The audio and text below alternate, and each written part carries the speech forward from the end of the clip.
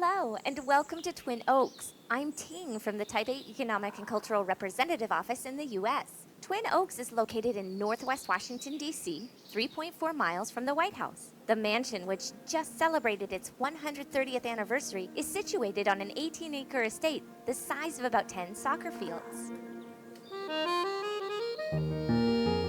Twin Oaks was built in 1888 by Gardiner Greene Hubbard, founder of the National Geographic Society and father-in-law of Alexander Graham Bell.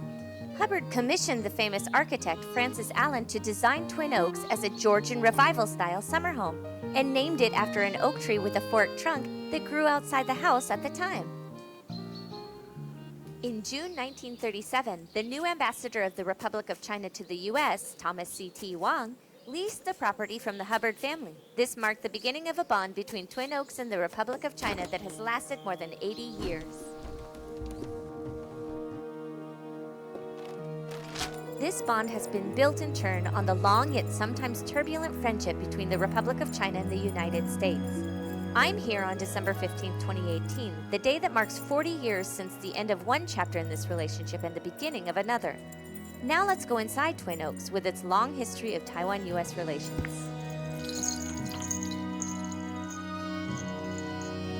The past 80 years, Twin Oaks has seen 23 ROC ambassadors and representatives who have shouldered key diplomatic responsibilities while stationed in the capital of our most important ally. Starting from World War II, the U.S. provided the ROC with ongoing economic and military aid and continued that aid after the Korean War broke out. U.S. aid contributed greatly to Taiwan's development, and even today, the U.S. and Taiwan maintain close ties in many fields. This room was originally a study but was later converted into a parlor for receiving guests, now known as the Big Blue Room.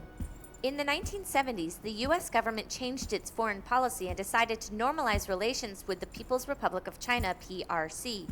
On December 15, 1978, the ambassador in Taiwan, Leonard S. Unger, conveyed to President Jiang Jingguo the unexpected message that the U.S. had decided to sever diplomatic relations with the ROC, effective January 1, 1979. As part of the decision, the ROC's ambassador to the U.S., James Shen, was asked to leave Twin Oaks within just 15 days. After taking into account the PRC's seizures of embassy assets in other countries that switched recognition, the ROC decided to sell Twin Oaks to the nonprofit organization Friends of Free China Association as a way of holding on to the estate for the time being. After our diplomatic ties were ended, officials and private individuals together lobbied the U.S. government to ensure peace in the Taiwan Strait and the safety of Taiwan's people. That culminated in the introduction of the Taiwan Relations Act in the U.S. House of Representatives on February 28, 1979. After passing both legislative houses, the bill was signed into law by President Jimmy Carter on April 10. The Taiwan Relations Act took effect retroactively on January 1, 1979, and has safeguarded peace and stability in the Taiwan Strait over the 4 decades since. The Taiwan Relations Act provided legal protection for Taiwan's original ownership of Twin Oaks, so the government bought the estate back in 1982. But over those intervening years, the mansion and grounds had fallen into disrepair. Dr. Frederick Chen, the new representative to the U.S., commissioned renowned architect Xu Shuyuan to renovate the estate. The Twin Oaks we see today is thanks in large part to their efforts. In 1986, the U.S. Department of the Interior listed Twin Oaks in its National Register of Historic Places. After renovation, this parlor became known as the Small Blue Room. It's smaller than the Big Blue Room seen earlier, but like that room, the carpet and accents here are all blue. The Small Blue Room also houses one of 3 famous antiques in the Twin Oaks collection, Auspicious Peach and Fungus, attributed to a painter in the court of Qing Empress Dowager Cixi. The peach with its branch is a traditional symbol of longevity and good fortune.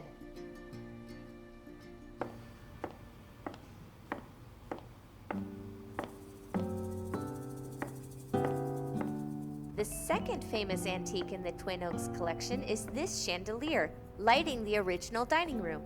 Left by the Hubbard family, the century-old handmade stained glass chandelier was designed by Louis Comfort Tiffany, whose son founded the renowned Tiffany & Company.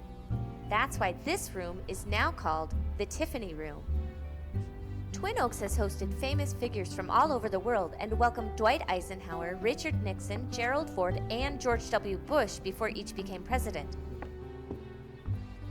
After the restoration, despite a range of diplomatic challenges, successive representatives to the U.S. have held all kinds of events at Twin Oaks to raise its profile in the Washington, D.C. social scene and return the estate to its former status as an international platform for conducting diplomacy.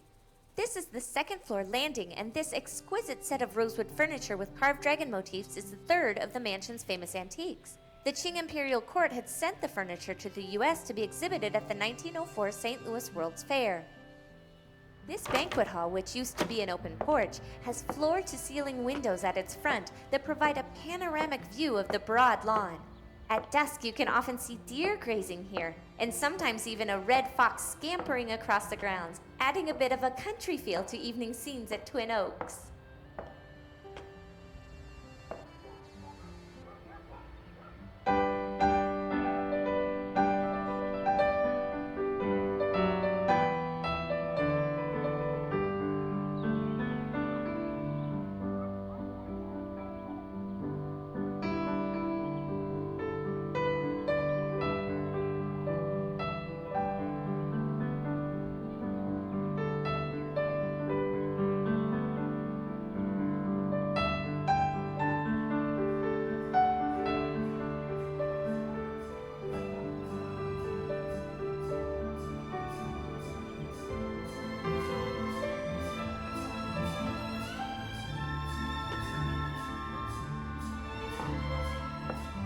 The long and tangled history of Twin Oaks mirrors the history of Taiwan-U.S. relations itself, in that both have become stronger with the passage of time.